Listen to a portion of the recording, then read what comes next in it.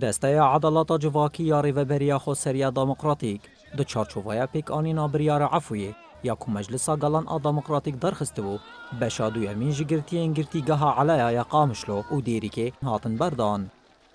بدهان مالبت انگرتیان روسیپی و شیخین هرمی لپیشگرتیگاه علیا کومبون و خزمین خوابش وازی کرن دو پروسه بردان آگرتیان ده اندام عشیره اتای فرحان حسن داخیانیک به بجدار بناجدهان روسیپیان خواند.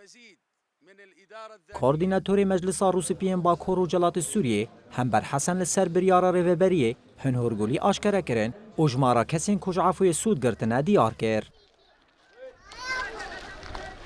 كون زانن يرو صدو كيلو يكس قرتيقها عليا وديركتين بردان افجي كسيق عفوي او شملان دبون اف عفوي جيج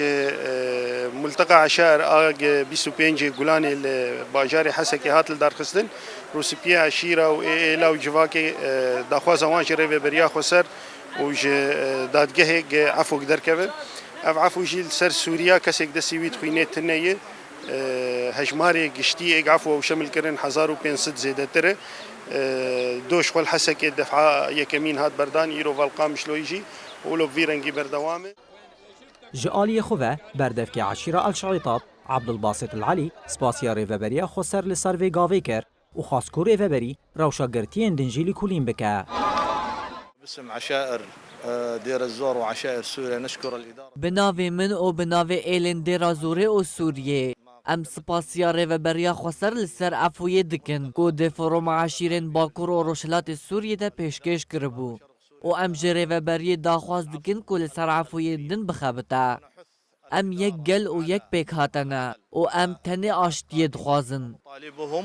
ونحن أبناء شعب واحد ومكون واحد ولا نرغب إلا بالسلم.